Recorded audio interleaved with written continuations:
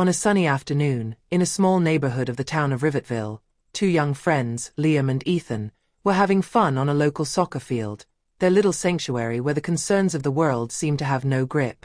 The golden rays of the sun filtered through the leaves of the trees, casting dancing shadows on the ground. At 13, Liam, tall and lean, moved with natural grace, his agile body seeming to defy gravity. His speed and skill allowed him to easily dribble past his imaginary opponents, while Ethan, a bit more stocky but just as athletic, confidently kept up with him in their passing exchanges. Their laughter echoed through the park, a joyful sound that caught the attention of passers-by. They ran tirelessly, their voices rising like a playful melody, sharing jokes and challenges with each pass. In this world of innocence, they threw the ball to each other with such fervor that even the noise of the city seemed to fade around them. The surface of the field, though often rough and worn, was to them a playground without limits where imagination took precedence over reality.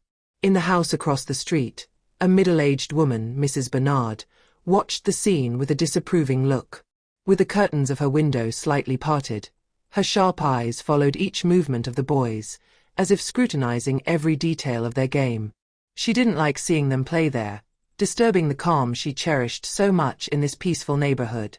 To her, every burst of laughter was an intrusion into the tranquility she had carefully cultivated over the years. "This neighborhood is losing its value with this kind of disorder," she muttered irritably, her brows furrowed as she rubbed her hands, as if merely observing them could influence the course of events. The boys, oblivious to her displeasure, continued playing, their loud laughter filling the warm afternoon air, creating a vibrant atmosphere that Mrs. Bernard found unacceptable. As their laughter continued, her discontent grew, slowly transforming into frustration. She suddenly stood up, her silhouette illuminated by the sunlight filtering through the window. Ideas began to bubble in her mind, a sneaky impulse to restore order according to her vision. Then, an idea crossed her mind, a sly thought that slipped into her like a tempting whisper. Quietly, she made her way to her desk, her footsteps soft and silent in the dark hallway. When she reached her polished wooden desk, she slowly opened a drawer, as if afraid the slightest squeak would attract someone's attention. From the drawer, she pulled out a small packet of white powder she had been keeping for some time. This packet, carefully hidden beneath piles of unused paper, seemed to almost glow in the dimness, a secret that was both hidden and formidable. Mrs. Bernard hesitated for a moment, eyeing the powder with a mix of fear and determination. Her hands trembled slightly as she contemplated the implications of her action. A part of her whispered to abandon the idea, to simply turn away and let the boys play in peace. Yet, her irritation and desire for calm had taken over, transforming into an unyielding resolve. She shut the drawer with a sharp motion, as if sealing her decision, and took a deep breath to summon the courage she needed for what she was about to do. Slipping the packet into the pocket of her apron, she quietly exited through the back door of her house, glancing around furtively to make sure no one was watching. The garden behind her house, with its neatly trimmed hedges and impeccably maintained rose bushes, gave the impression of perfect tranquility, but Mrs. Bernard knew that every action she took here took on a completely different meaning. She walked along the side of the house, advancing silently on the gravel, her heart pounding louder and louder in her chest. She reached the corner of the park where the boys were playing, unnoticed. Discreetly, she watched their movements, waiting for the right moment. Her hand slid into her pocket, her fingers closing around the packet as she considered where to place it to draw the attention of the authorities. In her mind, she already saw the neighbors' shocked and scandalized faces when they discovered the powder in the park. Perhaps, she thought, that would be enough to drive these young troublemakers out of the neighborhood and restore the tranquility she longed for. Meanwhile, Liam and Ethan, tired but happy from their afternoon of play, were about to leave. They were packing up their things with the carefree spirit of two 13-year-old boys, already discussing their next soccer game and the new moves they wanted to try. Their enthusiastic voices and laughter still filled the park, unaware of the plot unfolding so close to them. It was then that Mrs. Bernard, who had been watching them from her hiding spot, saw her chance. Seizing a moment when the boys turned their backs to her, she crept silently toward the bench where Liam's bag was placed. Her movements were precise and calculated, despite the slight tremor in her hands, betraying the anxiety that was slowly creeping in. Glancing around quickly to make sure no passerby or neighbor was in sight, she took a deep breath, then slipped the small packet into one of the side pockets of Liam's bag. The cold touch of the powder against the fabric made her realize the magnitude of her action, but it was too late to back out now. She placed the bag back as if nothing had happened and quickly slipped away, heading back to her house with a mix of satisfaction and nervousness. She walked briskly, almost hurriedly, feeling her heart race, the adrenaline blending with a faint sense of apprehension. As she moved away, she glanced over her shoulder to make sure no one was watching her. Once inside her house, Mrs. Bernard carefully closed the door behind her, taking a moment to enjoy the calm of the interior. Her heart still pounding from her bold move, she slipped behind the curtains of the living room window, discreetly parting them to observe the scene from a distance. Liam and Ethan were talking, carefree, completely unaware of the trap she had set for them. A thin, tight smile spread across her lips, a mixture of satisfaction and a fleeting worry that was quickly pushed aside. In her mind, she was already imagining the scene that would unfold, anticipating with bitter delight the scandal the discovery of the packet would cause in the neighborhood. Satisfied with her little scheme, Mrs. Bernard took her phone with a steady hand. She slowly dialed the police, her breathing steadying as her plan took shape. When someone answered, she adopted a grave and measured tone, trying to add a touch of credibility to her lie. "Yes, hello. I'd like to report suspicious activity in Rivetville Park," she said in a calm voice, though there was barely concealed satisfaction beneath it. "I believe I saw some young people exchanging drugs," she added, stressing the words, young people and drugs, to emphasize the urgency of the situation. The officer on the other end of the line asked her a few questions, to which Mrs. Bernard answered with precision, describing Liam and Ethan without mentioning their names. She claimed to have seen them several times loitering around the park, adding that she was concerned for the safety of the neighborhood. "With everything going on these days, one can never be too careful," she concluded in a falsely worried tone, insisting that swift action was needed. After hanging up, Mrs. Bernard placed her phone on the table and resumed her position behind the curtains, eagerly watching for what would happen next. She felt strangely euphoric, as if she had just pulled off a delicate operation. Her heart still raced, but it was a mixture of excitement and triumph. Shortly after, as the two friends were walking away from the park, joking with each other, the police sirens suddenly cut through the quiet afternoon air. Two police cars appeared at the park's entrance, their lights flashing, and stopped in a quick, determined maneuver. Officers stepped out with firm strides, their serious expressions in place. Liam and Ethan exchanged a look, concern slowly spreading across their faces. "Young man, stop. We need to search your bag," one of the officers ordered, staring at Liam with a penetrating gaze. Confused, not understanding why they were interested in him, Liam obeyed without resistance, his hands trembling. "I haven't done anything wrong," he murmured in a faint voice, his eyes searching for some understanding from the officers. But his backpack was already seized and opened with relentless efficiency. The officer's hands rummaged inside, and it didn't take long before he pulled out the small packet of white powder, holding it up as damning evidence. Liam's face crumbled at the sight of the packet, his eyes wide with terror and confusion. "Where did this come from?" the officer asked in a grave voice, his brows furrowing with suspicion. Liam shook his head, short of breath, unable to find the words to explain something he didn't even understand himself. Everything around him seemed to spin, as if the world suddenly lost all sense of logic. I don't know. It's not mine, I don't know how it got there," he stammered, his voice broken by panic. But the officers, indifferent to his confusion, exchanged meaningful glances, convinced they had caught a criminal. One of them grabbed Liam's wrists and, without further ado, cuffed him with a sharp motion. "We're taking you to the station, kid," the officer said, his tone leaving no room for argument. The coldness of his words sent a shiver down Liam's spine, and he felt the tears welling up despite himself. Ethan, meanwhile, stood frozen a few meters away, watching the scene unfold like a waking nightmare. His best friend, falsely accused, was handcuffed and taken away like a criminal. "This is a mistake.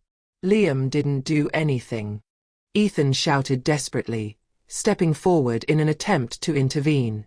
But the officers ignored him, gently but firmly pushing him aside, as though he were nothing more than an inconvenient witness. At that moment, neighbors, alerted by the sirens and commotion, began to gather around the scene. Whispers spread through the small crowd, some exchanging critical glances, others whispering among themselves. Mrs. Bernard, concealed behind her window, watched the scene with a satisfied smile, as if savoring the spectacle of her plan being executed flawlessly. Amid the commotion, Liam cast desperate glances around him, his eyes meeting those of a few neighbors he recognized. However, instead of finding empathy, he saw suspicion and hasty judgment in their faces. His heart tightened as he realized the full scope of what this accusation would mean for him. Helpless, Ethan watched the officers lead his friend toward the cars, his desperate calls echoing in vain. "You're wrong. He didn't do anything." But his voice was drowned out by the noise of the crowd and the indifference of the authorities.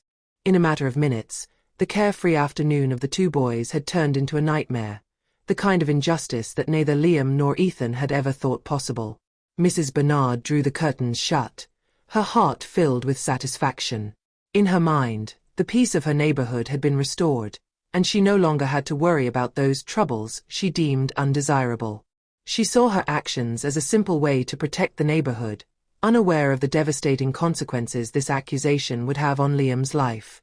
The cars headed toward the police station, roaring over the rough pavement, their sirens wailing through the night. The tension was palpable inside the vehicles, each officer feeling the weight of what they were about to do. What none of them knew yet was that Liam's father, General Hugo Blackwell, was the head of the Rivetville Police Department. A man both respected and feared, known for his rigor and integrity, but also for his reputation of being uncompromising in the face of any breach of the law. When the cars crossed the police station gates, a heavy silence fell. The officers exchanged worried glances, aware that this case could quickly exceed their usual scope of responsibility. No sooner had the engines stopped than one of the officers received a radio call. "The general is at the station. He wants an immediate update on this case." The words rang like thunder in the fragile calm of the station. The officer frowned, not immediately understanding the gravity of the situation. A wave of apprehension spread through the room as everyone realized the stakes were much higher than they had imagined. Upon arriving at the station, Liam was led to an interrogation room. The space was stark, with gray walls and a harsh fluorescent light that only heightened his discomfort. The officers, although trained to handle all sorts of situations, seemed to hesitate. They were beginning to realize who the father of the boy sitting before them was, and this realization cast a shadow over their certainties. Whispers of hierarchy and the potential consequences of mishandling this young man made them think twice before making decisions. However, despite the growing anxiety, procedures were procedures. They had to treat Liam like any other suspect, regardless of his father's prominence. Liam sat, his wrists still handcuffed, fear flooding every fiber of his being. His heart raced, a frantic rhythm that made him feel as though everyone could hear it. Each look from the officers scrutinized him, analyzing not only his behavior but also his stature and posture, as if searching for signs of guilt where there were none. Thoughts swirled in his mind. What did I do to deserve this? Why am I being arrested? What will my father say? The feeling of injustice overwhelmed him. He was just a teenager, caught in a whirlwind of events beyond his control. As he focused on his breathing to calm himself, he glanced at the officers around him. Some seemed nervous, others, more determined, were preparing to begin the interrogation. The head of the unit, a man with stern features, finally spoke, his tone a mix of authority and caution. "Liam, we're going to ask you some questions about what happened. It's essential that you be honest with us." Liam nodded, his thoughts racing as he tried to summon his courage. The reality of his situation struck him. He wasn't just there as a boy, but as the son of a powerful man, a fact that could either grant him some relief or make his troubles even worse. As the questions started flying, Liam focused on his answers. But each word he spoke felt heavy with consequence, as if it weighed on a fragile scale that could tip at any moment. In that interrogation room, a young man's innocence was being tested, and Liam knew the outcome of that night could change the course of his life forever. A few minutes later, the door to the room opened abruptly, flooding the dim interrogation room with harsh light. A tall man with graying hair entered, his expression cold. It was General Blackwell, Liam's father, whose reputation preceded him, a man whose imposing stature and impeccable uniform commanded both respect and fear. His hard gaze betrayed no emotion, but inside, he was boiling with anger and worry. He stared for a moment at his son, observing his face marked by fear and confusion, before turning to the officers present in the room. "Explain to me what's going on here," he said in a firm and authoritative voice, each word resonating like a thunderclap. One of the officers stepped forward, uncomfortable, clearly shaken by the appearance of the general. "Sir, we found this packet of powder in your son's backpack. We received an anonymous tip about suspicious activity in the park." The officer's voice trembled slightly, betraying the nervousness he felt. General Blackwell, his features hardening, looked at the packet, then at his son, who stared back at him with tears in his eyes, palpable distress in his gaze. "Dad, I swear I don't know where that came from." Liam trembled with fear, fully aware of the gravity of the situation and the threat posed by such an accusation. The reality of the moment hit him like a punch. He had never faced anything so terrifying. The general slowly turned toward his officers, the weight of his authority filling the room. "Who made the call? And do you have any solid evidence other than this packet to accuse my son?" The tension was palpable, each exchanged glance between the officers revealing growing nervousness. "No, sir. The call came from a woman in the neighborhood, but we haven't confirmed her identity yet," the officer replied, visibly nervous, realizing that his response was only escalating the situation. The general straightened, anger and determination burning in his eyes. "I know my son. He has never touched drugs. I want a thorough and swift investigation into this matter. And in the meantime, I want Liam released immediately." His voice was firm, almost threatening, and the officers hesitated for a moment, but General Blackwell was not a man to be contradicted. They reluctantly complied, releasing Liam from his handcuffs, which fell to the floor with a dull thud, as if symbolizing the pain this situation had inflicted. Liam, still in shock with his heart racing, rushed toward his father. "I don't understand, Dad. Who would do this to me?" Anxiety was choking him, and he desperately searched for answers, trying to understand how he had ended up in such a situation. The general placed a comforting hand on his son's shoulder, a soothing gesture amidst the storm. "I'll find out, my boy. And when I do, they'll pay for what they've done." His voice was softer, almost paternal, but a determined glint shone in his eyes. He knew it wouldn't be easy, that the shadow of the accusation might always linger over them, but he was ready to fight to defend his son. He turned to the officers, undeniable authority emanating from him. "I expect your report as soon as possible. I will hold you accountable for every step of this investigation. No one tarnishes the Blackwell name without facing consequences." The officers, although having released Liam, knew that the general was not a man who easily forgave mistakes. The atmosphere was now charged with tension, and the shadow of uncertainty loomed over Liam's future as the general, with the force of his authority, prepared to face the battle ahead. The next morning, at the police station, General Blackwell summoned his best investigator, Inspector Jenkins. He was a meticulous man, known for solving the most complex cases. The general briefly explained the situation: an anonymous call leading to his son's arrest and a drug packet found in Liam's bag. "I want you to find the person who made that call. Use any means necessary," the general ordered, determination unwavering in his eyes. Jenkins nodded. He knew this case was far from ordinary, but he already had a lead. He returned to his office, determined to track down the responsible party. By analyzing the phone records for calls received by the police switchboard, he managed to identify the number from which the anonymous call had been made. It was a landline, located in the residential area where Liam had been arrested. After checking the addresses associated with the number, Jenkins discovered that the call had been made from Mrs. Bernard's house. Without wasting any time, he went to the location with a team of 2 other officers. Mrs. Bernard, appearing calm and innocent, greeted them with a tense smile at her door. "How can I help you, gentlemen?" she asked in a soft but strained voice. Inspector Jenkins showed her his badge. "Mrs. Bernard, we are investigating an anonymous call made yesterday from this house. We have reason to believe that this call might be linked to a false accusation. Can you explain why a call was made from your line?" Mrs. Bernard's face paled slightly. She tried to hide her discomfort. "A call? I don't know what you're talking about.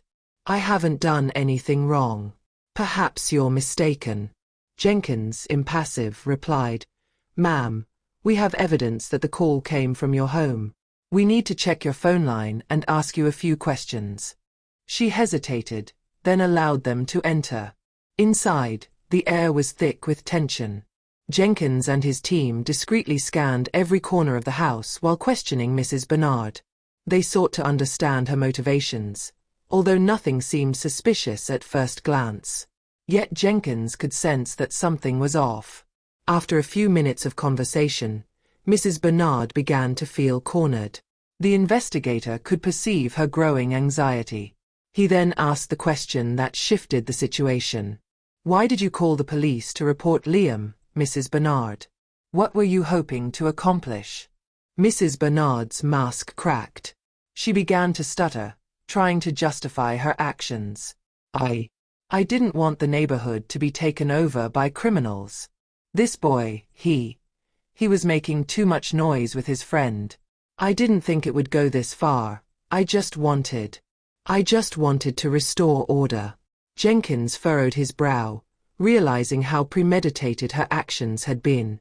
"You slipped that packet of drugs into Liam's bag, didn't you?" Mrs. Bernard, disoriented, lowered her head, unable to respond. At that moment, she understood that her plan had failed and that she had put an innocent person in danger. She finally murmured, almost in tears, "I didn't want it to go this far. I just wanted them to stop coming here, to disturb the peace of the neighborhood." Inspector Jenkins exchanged a glance with his colleagues before addressing Mrs. Bernard in a firm tone. "What you've done is serious, Mrs. Bernard. Not only did you make a false statement, but you also attempted to incriminate an innocent child. You will have to answer for your actions." She was arrested on the spot and taken to the police station. When General Blackwell learned the news, he felt a mixture of relief and anger. He had proof that his son was innocent, but he also knew that justice would not forgive those who tried to harm his child. Liam, still affected by the incident, silently looked at his father. "You told me we'd find the truth, Dad." The general placed a firm hand on his son's shoulder. "And that's what we've done. But remember, there will always be malicious people, Liam. What matters is staying strong and always believing in the truth." As for Mrs. Bernard, she faced the consequences of her actions, realizing that a simple attempt to harm innocent children could turn into a personal tragedy she hadn't anticipated.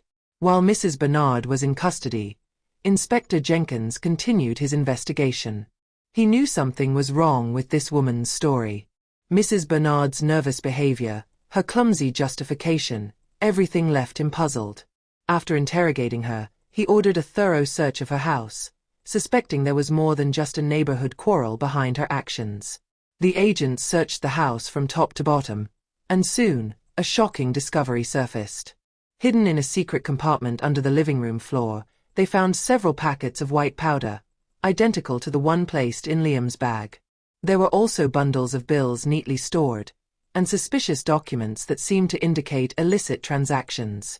Jenkins, stunned, reviewed the evidence. Mrs. Bernard, an elderly neighbor, was actually involved in a large drug trafficking network. The inspector immediately reported this information to General Blackwell. Mrs. Bernard, cornered by the irrefutable evidence, eventually confessed during her second interrogation. Behind her appearance as a respectable citizen, she had been secretly managing a drug distribution network for several years. She had amassed a small fortune selling cocaine and other substances in the city, but her operation had remained under the radar of local authorities due to her discretion. That day, when she saw Liam and Ethan playing in the park, she panicked. She feared their presence would attract too much attention to her neighborhood and jeopardize her illegal activities.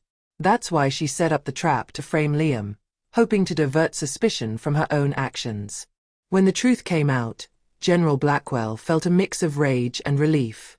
He had prepared himself for a legal battle to defend his son's innocence, but he never expected to uncover a criminal network right under their noses. Mrs. Bernard was charged with drug trafficking, false testimony, and attempting to frame a minor. The local press quickly reported the case, shocking the residents of Rivetville, who could never have imagined that such an apparently innocent person was behind a criminal network. As for Liam, although relieved to have been cleared, he remained haunted by the event. "It's crazy to think someone like her could be so dangerous," he said to his father one evening. General Blackwell nodded gravely. "Danger doesn't always look the way we expect. But you've learned an important lesson, Liam. Always fight for the truth, even when everything seems against you." The case of Mrs. Bernard, now known as the White Widow of Rivetville, left an indelible mark on the town's history, but it also allowed the police to dismantle a drug trafficking network much larger than they had imagined. And so, dear listeners, this story reminds us that the truth always prevails, no matter the obstacles. Behind the most ordinary appearances, like that of Mrs. Bernard, there can lie a dark reality.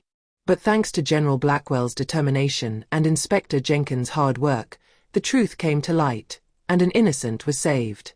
This story teaches us that justice, although it may be slow and fraught with obstacles, always finds its way. Stay vigilant, keep faith in the truth, and remember that evil can take many forms, even the most unexpected.